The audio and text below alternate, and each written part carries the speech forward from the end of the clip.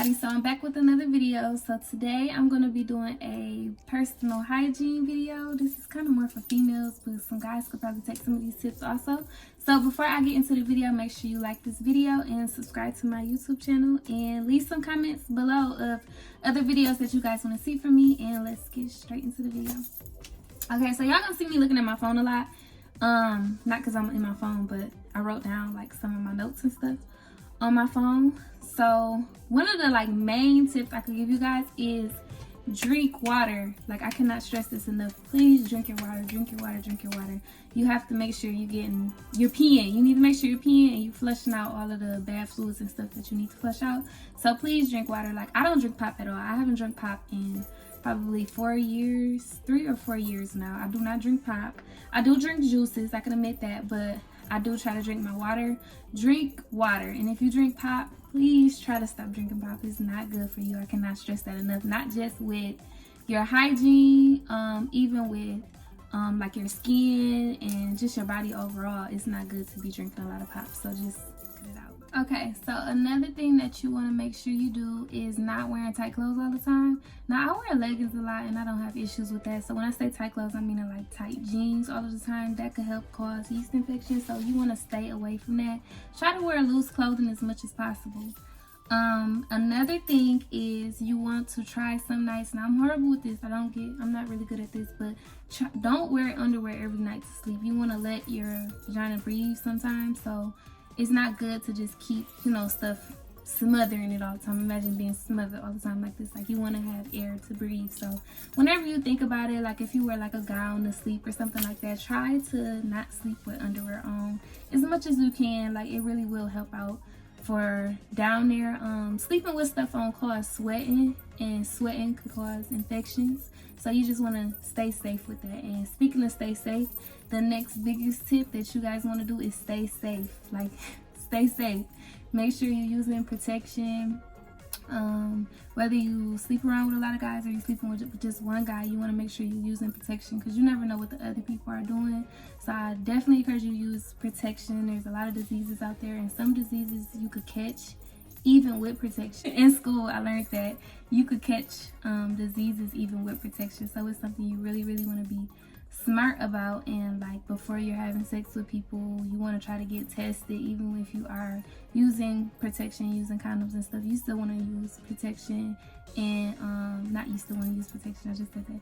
Even if you're using protection, you still want to go get tested with the people you are having sex with. Like, you never know, anything could happen. So you want to make sure that you're doing that and keeping yourself protected and safe, and the other person protected and safe. So yeah, so nothing happens. Another thing is multivitamins. So another thing that you can do also, it's like 2 in 1, is drinking cranberry juice. Cranberry juice is really, really good for your vaginal health. It helps you with yeast infections and also with urinary infections. So if you have those problems with drinking cranberry juice, it help a lot with that. But they also have cranberry vitamins. One of my friends, she's actually allergic to cranberries, but she could take the vitamins. So I mean, even if you're not allergic to that, or if you just don't like cranberry juice or whatever, you could take cranberry multivitamins every day to help with your overall vaginal health. Another tip I'm going to tell you guys, tip number 3. I did 2, but tip number 3, don't eat a lot of unhealthy food like red meats. Meats period is really bad for you. Like, when they say like you are what you eat, it really is true. Like, try and stop eating like junk food for a couple days just to like refresh your body. Your body's gonna feel so much better. It's gonna thank you so much, but you're not gonna feel as sluggish and just as tired and stuff. Like, it's just really, really good for your overall health, for your body. The better you eat, the better your body is gonna react to it. Now tip number 4. I always stress to all my friends and stuff, don't shave. Shaving is so bad for you. Like, it just causes razor bumps and bleeding, and it's just not good. Like, I wax. I've been waxing for a year now, and I won't shave no more. Even with dark spots, if you have problems with getting dark spots down there, razor bumps, all of that is going to be gone with waxing.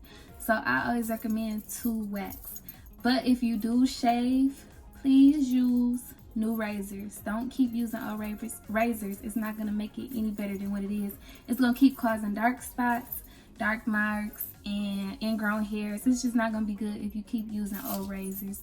Don't use old razors, and also switch out your razors and use men razors. Those help better and get you a closer to the skin feeling, because you know what I mean, like it gets you closer to the skin. So don't use razors, throw those out. And wax. But if you do, use some good, nice, clean razors. Now, on another note with razors, if you gonna shave, use coconut oil. Use coconut oil, use coconut oil, use coconut oil. Do not use shaving cream. Use coconut oil before and after shaving. I can't stress that enough. This is also natural. You want to use natural products when you're down there. And that's going to be on my next tip. This is still number 4. But you want to use coconut oil before and after shaving. This is going to help so much with the dark spots and razor bumps. And once again, this is very natural. It's good for your vagina. Like, you're not going to have no issues or anything within that area. Now, number 5, as far as your cleaning products, when you're cleaning yourself down there, you don't want to use nothing scented. Like, I can't stress that enough, nothing scented. And you know how they say, like, the vagina washes itself, which is true, but you still need to wash the skin around it. As far as like the outside and the inside and stuff, it does wash itself and clean itself and get all of the bacteria and bad things that it needs out. But as far as the outside and skin, you still need to wash it. Just like you wash the creases underneath your arm, you need to wash the creases down there. And just be very careful when you're washing down there. But when you're not using scented soaps, you're not going to have as many problems as you would with scented soap. So some soap options that you can use. Dove. Now, personally, I don't like using this down there because there's so many bad products in this. When you can't read the stuff that's in it, usually that means it's not good. And the same with what I said when you're eating bad foods. When you can't read the ingredients on what you're eating, it's usually not that good for you. This is good to use, though, just me personally. And then I went to school to be an esthetician, so when you learn all of the different things on here, it's not good. And I learned that it actually doesn't clean your skin. It just make like a foamy soap, and it's basically just foam, and that's it. It's not really actually cleaning you, but it is something that I used to use. I use it from time to time, but I'm not a big fan of it at all. This is actually what I like to use. This is Dr. Bronners. I use Dr. Bronners soap when I actually wash my body, but this is Dr. Bronners Sensitive Skin. So just like the Dove has sensitive skin, that's the kind of Dove you use. You won't use any other type of Dove. You use the white bar sensitive skin. I use the Dr. Bronners Sensitive Skin. It doesn't have any smell. It don't have no smell at all. And you could use it down there. It's for sensitive skin, the same thing as the Dove. And this is natural. This isn't natural. This is natural for down here. And I felt like when I was using this, it was actually causing me to get yeast infections. I feel like I got them more when I was using this compared to this. I have no issues with this. So I definitely recommend the Dr. Bronners sensitive skin. I couldn't think of what I was saying. Sensitive skin. So tip number 6 is, this is something that I got new, and I'm actually going to be showing it in a new video, probably a video after this one, because I use these on my face too, because I actually have some other things that you can put on here. But this little thing, I put my Dr. Bronners on here, and I will use it like on the top area to just like smooth it out, and it help get dead skin, and that's basically it, dead skin, because I don't really get ingrown hairs anymore or dark spots anymore because I don't shave. So it just helps get rid of the dead skin down there. This helps really good. The brushes are really soft on here, and I actually use it on my whole body also, like from shoulders down. When I use my other Dr. Bronner soap, I use this also, and it just works really good. It's not something you have to do, but it does help out a lot. I think I'm on number 7. Another thing that I use is scrubs. You want to exfoliate, waxing or not, to help get dead skin cells, ingrown hairs, dark marks, all of that yucky stuff. You want to make sure you're exfoliating. I recommend you exfoliate once a week. When I first started exfoliating, I was doing it every day. I learned that in esthetician school that you're not supposed to do it every day either. Now for my exfoliating, I usually do use a scented exfoliator. You don't have to, because it's not going down there, so you can use it on the top skin area, like when you're doing the top part. But this one is just papaya and strawberry, enhanced with vitamin E, superfruit extractions. This one doesn't really have like benefits like the other one that I used to do. It just kind of smells good, and it's a scrub, so it get off the dead skin. But I used to use a turmeric and orange peel one, and it was for lightening the skin. So I use that one a lot, and that's what it does. It lightens the skin down there. But you just use it once a week, and you basically just get like a handful and put it on there and just rub the area, you know, all the dead skin off, all of the dark spots. And you could actually combine it with this also, and it works wonders if you combine it with both and do that.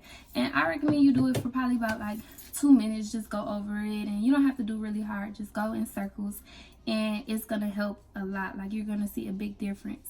Okay, so for my last tip, this also goes with the skin brightening and getting it back, like natural colors, dark spots. This is also something that you could use.